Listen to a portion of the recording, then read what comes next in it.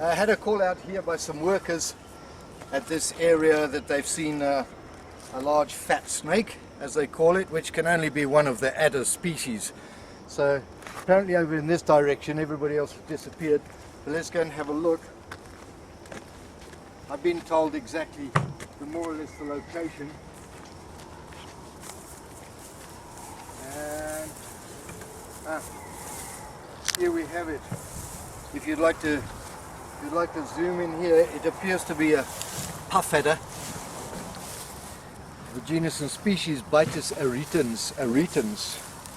And please note, you have the black and yellow coloration with the yellow chevron patterning. That is the usual type of patterning and coloration for this region.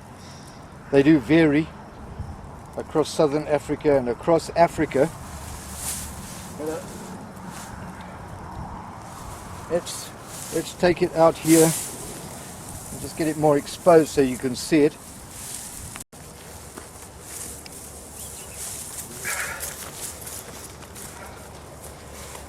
Now, according to most of the writings, the puff adder is responsible quite possibly for 90% of serious bites and fatalities across the whole of Africa. And that's one of the reasons for this. Is it is prevalent in most countries in Africa. It is a very lazy snake. It's an ambush hunter. It will not move out of the way when you come walking along. And it is also one of the fastest striking snakes in the world. Now this particular one is nice and aggressive at this time of the morning. You can probably hear the background in the video. It's close to a road, but we don't really need to bag this up or take it anywhere else, because the area that we are in is in any case a conservation area. So as soon as we finished here, we'll just put the puffy back into the long grass and he can go on his way being aggressive and cantankerous. I must admit, this is not my favorite snake at all. It is a surprisingly deceptive snake, and the thing is, even handling them, I am most wary of this snake more than any other snake. When I handle them, they seem to have, you can see they have this very rough scale texture here, and each scale is keeled, which basically means it has a longitudinal ridge on it, which then means it also has no gloss. So you wouldn't see this snake if it was on a pathway and you were carrying a torch and there would be no reflection of your light. So it would be very difficult to see. And as you can imagine, this snake is very, very highly camouflaged in its natural environment. Here's a sort of a roadway here, so it's not the real grass, but we'll show you when we put it over there. The thing about this snake as well, it's probably responsible for anywhere between 20 and 40% of serious bites in Zambia as well. And it has a nasty cytotoxic venom, which is a flesh destroying venom, and is exceptionally painful.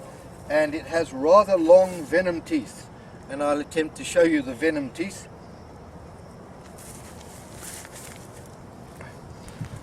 Now please note that I actually took the glove off to do this, because it's very difficult to feel.